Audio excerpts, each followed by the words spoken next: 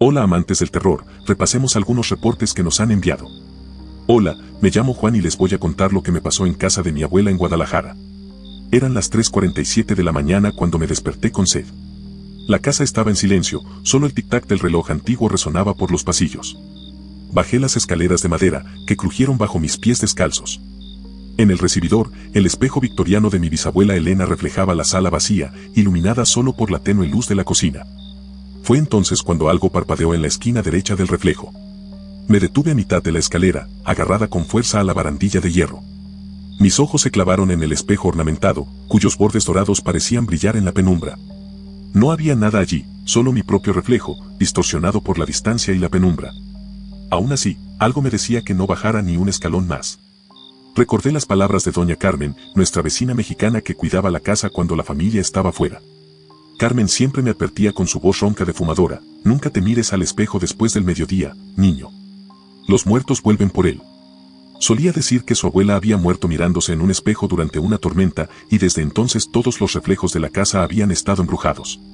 Decía que los muertos usaban los espejos como puertas, esperando a que alguien distraído regresara al mundo de los vivos. En aquel entonces, pensé que era una tontería anticuada y supersticiosa. Ahora, de pie en la escalera, sus palabras resonaban en mi mente como una advertencia urgente. Bajé 2 escalones más, con la mirada fija en el espejo. El marco victoriano estaba intacto, sin grietas ni manchas en el cristal.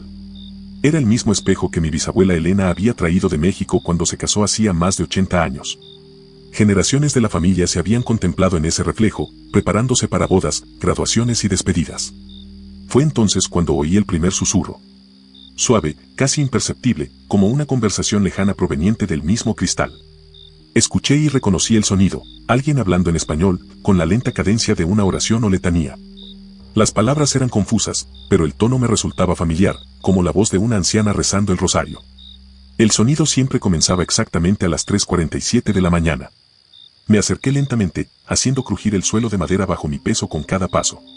El susurro se hacía más claro a medida que me acercaba al espejo. Sin duda era una voz femenina, pronunciando palabras en español que no entendía del todo. Parecían nombres, tal vez de santos o familiares. La voz tenía el timbre característico de las mujeres mayores, áspera pero cariñosa. Al acercarme al espejo a 1 metro, me invadió una extraña sensación. El marco dorado estaba helado, mucho más frío que el resto de la casa. Apoyé la palma de la mano en el borde decorativo y sentí como si alguien lo hubiera tocado desde el otro lado. El metal estaba tan frío que casi se me pegaba a la piel, como tocar hierro en invierno. Era imposible, considerando que la casa mantenía una temperatura constante y no había aire acondicionado. El frío del marco me recorrió el brazo como una corriente eléctrica gélida. Retiré la mano rápidamente y vi que tenía la palma roja, como si hubiera tocado hielo seco. El susurro continuó, ahora más claro e insistente. Distinguí algunas palabras: pipí, casa, ten cuidado. Era como si alguien intentara transmitirme un mensaje urgente a través del cristal antiguo. Miré directamente mi reflejo, y fue entonces cuando la vi. En la esquina derecha del espejo, justo donde había visto el primer destello, apareció una mujer mayor. Llevaba un vestido oscuro y el pelo canoso recogido en un moño bajo. Su mirada era amable pero preocupada, y me saludó con movimientos lentos y pausados. Reconocí al instante su rostro en las fotografías antiguas, era mi bisabuela Elena. Mi corazón se aceleró y sentí que la sangre me subía a la cara. Me giré rápidamente para ver si había alguien detrás de mí en la habitación, pero estaba completamente solo. Cuando volví a mirarme al espejo, ella seguía allí, más cerca ahora, extendiendo la mano como si quisiera tocar el cristal que tenía a su lado. Sus labios se movieron, formando palabras que se pronunciaron con claridad en un susurro. Elena señaló algo detrás de mí, hacia las escaleras. Sus gestos eran urgentes, como si intentara advertirme de un peligro inminente. Siguiendo su dedo, miré hacia atrás una vez más. En lo alto de las escaleras, una sombra se movía lentamente, bajando los escalones sin hacer ruido. La sombra tenía forma humana, pero era más densa que la oscuridad circundante.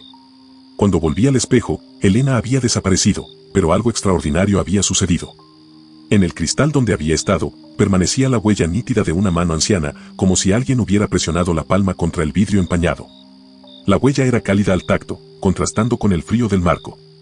En el contorno de la mano, pude ver líneas delicadas, como las arrugas de la palma de una persona muy mayor. Subí corriendo a mi habitación sin mirar atrás. Por la mañana, bajé a mirarme en el espejo. La huella de la mano seguía allí, ahora más tenue, pero aún visible.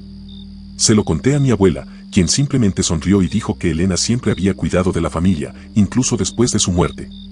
Dijo que aparecía cuando algo importante estaba a punto de suceder, siempre intentando proteger a sus seres queridos. La semana siguiente, descubrimos que habían entrado en casa la noche anterior al incidente. El ladrón había entrado por la ventana de la cocina, pero huyó sin llevarse nada, aparentemente asustado por algo. Quizás fue solo la condensación de la ventana abierta lo que creó la ilusión de una mano en el cristal. O quizás mi bisabuela Elena intentaba advertirme del peligro que se acercaba a nuestra casa esa silenciosa madrugada. Antes de pasar a la siguiente historia, suscríbete a nuestro canal. Seguimos. Hola, me llamo Carlos y les voy a contar lo que me pasó cuando heredé la casa de mi tío Ramón en la Ciudad de México. Eran las 2:15 de la mañana cuando la tormenta más violenta del invierno azotó nuestra región. Los relámpagos iluminaban el cielo como flashes gigantes y el viento sacudía los árboles del jardín con tanta fuerza que rompía ramas. Acababa de mudarme a la vieja casa y aún no conocía todos sus secretos. Fue entonces cuando decidí explorar el ático por primera vez. Subí la estrecha escalera de madera que conducía al último piso de la casa. Cada escalón crujía bajo mi peso, como si toda la estructura protestara por mi presencia allí arriba. La tenue luz de la linterna de mi celular apenas penetraba la densa oscuridad del ático. El olor a moho y madera vieja impregnaba el aire, mezclado con algo que no pude identificar. Era un olor dulce y denso, como el de flores marchitas almacenadas durante décadas. En el centro del ático, descubrí algo intrigante y ligeramente inquietante. 3 espejos antiguos estaban dispuestos en semicírculo, todos cubiertos con pesadas telas rojas que parecían terciopelo descolorido. Los espejos tenían marcos elaborados, tallados en madera oscura con detalles en relieve. Incluso cubiertos, irradiaban una presencia extraña, como si fueran algo más que simples objetos decorativos olvidados. En la mesa junto a los espejos, encontré una carta de mi tío Ramón. Su letra temblorosa, escrita poco antes de morir, contenía instrucciones muy específicas sobre esos objetos. El testamento era claro y directo: nunca destapes los espejos durante las tormentas, Carlos. Reflexiona sobre lo que no debe despertarse. La carta continuaba explicando que los espejos habían pertenecido a nuestra bisabuela, una curandera que los usaba para comunicarse con los espíritus. Leí la carta 3 veces, intentando comprender si era solo la superstición de una persona mayor o si había algo más tras esas palabras. El tío Ramón siempre había sido un hombre racional, un ingeniero jubilado que no creía en historias sobrenaturales. Ver sus instrucciones escritas con tanta seriedad me hizo pensar que tal vez había experimentado algo que había cambiado su perspectiva sobre esos misteriosos espejos. La tormenta arreciaba afuera, y fue entonces cuando oí el primer sonido extraño. Un golpeteo rítmico provenía de detrás de las cortinas rojas, como si alguien golpeara el cristal al otro lado de los espejos. El sonido era constante y metódico: 3 golpes, pausa, 3 golpes, pausa. Era como si alguien intentara llamar la atención o suplicara ser liberado de una especie de prisión invisible. Me acerqué al primer espejo, el más grande de los 3, y el sonido se intensificó. El golpeteo ahora iba acompañado de un rasguño, como el de largas uñas raspando el cristal. Acerqué la oreja a la tela roja y pude oír con claridad: alguien o algo intentaba salir. La tela vibraba ligeramente con cada golpe, como si hubiera un movimiento real detrás. El aire alrededor de los espejos empezó a enfriarse drásticamente. Mi respiración, que hasta entonces había sido normal, empezó a formar un vapor visible frente a mi cara. La temperatura había bajado tanto que me sentía como en un congelador. Se me entumecieron las manos y empecé a temblar sin control. Era imposible que hubiera aire acondicionado funcionando en el ático de una casa tan vieja. Cogí un termómetro viejo de un estante cercano y me impactó la lectura. La temperatura había bajado a 5 grados Celsius en cuestión de minutos, mientras que el resto de la casa se mantenía a sus 22 grados habituales. El frío emanaba precisamente de los espejos cubiertos, como si fueran portales a un lugar eternamente congelado. Una de las telas rojas empezó a moverse sola, balanceándose suavemente como si una brisa constante la soplara. No había ventanas abiertas en el ático, ni corrientes de aire que explicaran el movimiento. La tela se movía con regularidad, subiendo y bajando como si alguien respirara debajo. Era como si el espejo estuviera vivo, respirando a través de la tela que lo cubría. Hipnotizado por la vista, me incliné más y vi que una pequeña sección de la tela se había movido, revelando un trozo de cristal debajo. A través de ese hueco, vi algo que me heló la sangre. Rostros familiares me observaban desde el interior del espejo, rostros que solo conocía por antiguas fotografías familiares. Mi bisabuela, la curandera, estaba allí, junto con otros familiares que habían fallecido décadas antes de mi nacimiento. No eran reflejos normales. Sus rostros tenían una expresión apremiante, como si intentaran comunicarme algo importante. Sus bocas se movían silenciosamente, formando palabras que no podía oír, pero que parecían desesperadamente importantes. Algunos me señalaban, otros me hacían señas para que me acercara al espejo descubierto. Sin pensar en las consecuencias, extendí la mano para ajustar la tela y descubrir por completo el espejo. Quería ver mejor esos rostros familiares y comprender lo que intentaban decirme. Pero al tocar la tela roja, ocurrió algo extraordinario y aterrador. Mi mano atravesó la tela como si estuviera hecha de niebla o humo, sin ofrecer resistencia física. La tela no era sólida. Era como una ilusión óptica que parecía real, pero carecía de sustancia material. Intenté agarrar la tela con ambas manos, pero la atravesaron sin sujetar nada. Era como intentar retener agua o vapor. La tela seguía visible, oscilando y moviéndose, pero era imposible tocarla o separarla de los espejos. Salí corriendo del ático, subiendo las escaleras de dos en dos. El corazón me latía tan fuerte que podía oír la sangre latir en mis oídos. Pasé el resto de la noche en mi habitación, escuchando cómo la tormenta se calmaba poco a poco.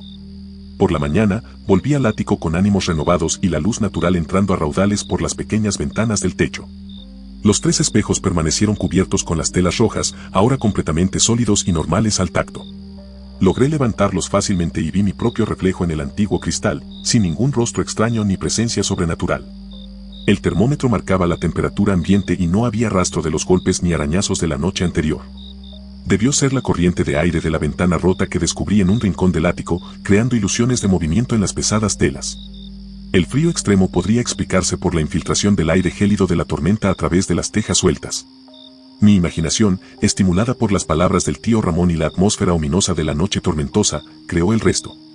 O quizás mis antepasados que nunca se fueron realmente me estaban poniendo a prueba, para ver si respetaba las reglas dejadas por quienes me precedieron. Antes de pasar a la siguiente historia, suscríbete a nuestro canal. Seguimos. Hola, me llamo Miguel y les voy a contar lo que me pasó con el espejo que compré en una tienda de antigüedades en Puebla. Eran las 4:33 de la mañana cuando desperté con una extraña sensación de ser observado. Mi departamento estaba sumido en la oscuridad típica de las mañanas de invierno, con solo la luz naranja de las farolas filtrándose por las cortinas. Me levanté de la cama y caminé hacia la sala, donde había dejado el espejo antiguo que había comprado la semana anterior. Lo que vi me hizo cuestionar mi propia cordura. Mi reflejo permaneció en el espejo incluso después de darme la vuelta. No era una ilusión óptica ni un efecto de la luz, era literalmente mi reflejo allí de pie, observándome con curiosidad mientras me movía por la habitación. Miguel, en el espejo, permaneció en la misma posición, con los brazos a los costados y la cabeza ligeramente ladeada, como si fuera una fotografía congelada en el tiempo. Me acerqué de nuevo, y mi reflejo real se superpuso al que estaba atrapado en el cristal. Durante unos segundos, vi 2 reflejos míos en el mismo espejo, el actual, que se movía a mi ritmo, y el anterior, que permanecía inmóvil como un recuerdo visual grabado en el antiguo cristal. Era como si el espejo tuviera memoria propia, almacenando imágenes de quien se había mirado en él. Recordé las palabras del anticuario, don Esteban, un caballero mexicano de ojos hundidos y manos marcadas por el tiempo. Había sido muy específico sobre las instrucciones de uso del espejo. Este espejo nunca debe dejarse frente a puertas abiertas por la noche, joven. Atrae a los que ya no están. En aquel momento, pensé que solo eran historias para realzar el valor de la antigüedad y aumentar el precio de la pieza. Don Esteban le había contado que el espejo había pertenecido a una familia oaxaqueña durante más de 5 generaciones. Dijo que el marco de plata tallada había sido bendecido por un curandero zapoteca, pero también maldecido por una bruja que había perdido a su hija en un accidente. La maldición hacía que el espejo conservara la esencia de quienes se miraban en él, especialmente en la oscuridad de la noche. Ahora, al contemplar mi reflejo, sus palabras adquirieron un significado escalofriante. Revisé la posición del espejo, estaba justo enfrente de la puerta del dormitorio, que había dejado entreabierta para que circulara el aire. Según las instrucciones, esa era precisamente la posición que debía evitar por la noche. Había roto la regla sin darme cuenta. De repente, oí mi propia voz resonando dentro del espejo. No eran palabras al azar, sino conversaciones específicas que había tenido con familiares fallecidos años atrás. Reconocí la conversación que tuve con mi abuelo Joaquín en el hospital, 2 días antes de morir. Mi voz sonaba joven y temblorosa, preguntándole si le tenía miedo a la muerte. La voz de mi abuelo también resonó en el espejo, respondiendo con la misma sabiduría de siempre: la muerte no es el final, mijo. Es solo otra puerta. Otras conversaciones se solaparon, una charla con mi abuela Carmen sobre recetas familiares, una confesión que le hice a mi tío Roberto sobre mis miedos de la infancia. Todas las personas que habían fallecido hacía mucho tiempo, pero cuyas voces ahora emergían del antiguo cristal con una claridad cristalina. El sonido definitivamente provenía del espejo, no de mi memoria ni de mi imaginación. Era como si el cristal hubiera grabado no solo imágenes, sino también las conversaciones íntimas que había compartido con seres queridos a lo largo de los años. Cada palabra resonaba con el mismo tono emocional del momento original, la tristeza, el amor, la despedida, la añoranza. Impulsada por una curiosidad irresistible, apoyé la palma de la mano contra la fría superficie del espejo. De inmediato, sentí otras manos apretándome contra el otro lado, cálidas y reconocibles como si estuvieran vivas. No era la sensación de tocar un cristal frío, sino la de estrechar manos familiares y queridas. Distinguía la textura de la piel de mi abuelo, áspera por el trabajo manual, y la suavidad de las manos de mi abuela, siempre hidratadas con crema de rosas. Las manos del otro lado me presionaron suavemente, como si intentaran consolarme o transmitirme algún tipo de energía. Sentí dedos que conocía íntimamente, el anillo de bodas de la abuela Carmen, la cicatriz en el dedo índice del abuelo Joaquín, la palma callosa del tío Roberto. Era imposible, pero estaba sucediendo. El cristal se había convertido en una membrana permeable entre el mundo de los vivos y el de los muertos. Me miré profundamente en el espejo y vi algo que cambiaría mi percepción de la realidad para siempre. En el reflejo, toda mi familia estaba reunida detrás de mí, formando una multitud silenciosa de rostros queridos y familiares. No eran sombras ni figuras borrosas, sino personas reales con expresiones claras y reconocibles. Mis bisabuelos, abuelos, tíos, primos que fallecieron prematuramente, todos allí, observándome con ojos llenos de amor y preocupación. Su presencia no era amenazante, sino reconfortante. Era como una reunión familiar invisible, donde generaciones se reunían para cuidar a los que aún vivían. Sus rostros irradiaban la misma protección que sentí de niña, rodeada de adultos que me amaban incondicionalmente. Era un amor familiar que se extendía más allá de la barrera de la muerte. Una de ellas, mi bisabuela Esperanza, a quien solo conocía por fotografías amarillentas, señaló con insistencia la cómoda antigua en la esquina de la habitación. Sus gestos eran urgentes pero delicados, como si quisiera mostrarme algo importante que necesitaba descubrir. Otros familiares asintieron en señal de confirmación, dirigiendo mi atención hacia el mismo mueble. Siguiendo la guía silenciosa de mis antepasados, abrí el cajón superior de la cómoda que había comprado junto con el espejo. Dentro, encontré cartas amarillentas atadas con una cinta roja descolorida. Las cartas nunca habían sido enviadas, eran cartas escritas por la bisabuela Esperanza a sus hijos y nietos, contándoles verdades familiares que nunca tuvo el valor de revelar en vida. Las cartas revelaban secretos guardados durante generaciones, un hijo perdido en la Revolución Mexicana, cuya existencia la familia desconocía, propiedades abandonadas en México que aún pertenecían a los herederos.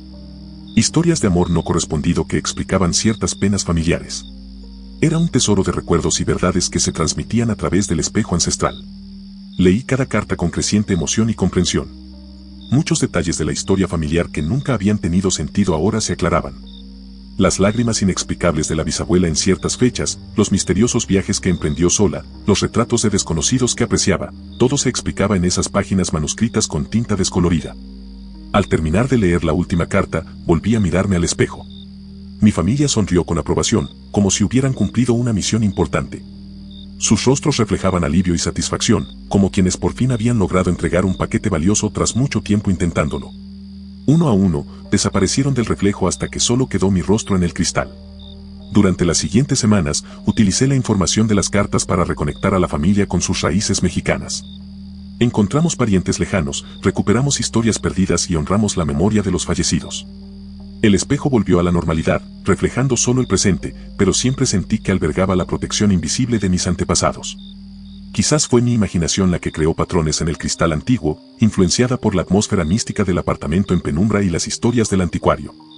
La mente humana es capaz de proyectar profundos deseos en situaciones ambiguas, especialmente cuando extrañamos a nuestros seres queridos.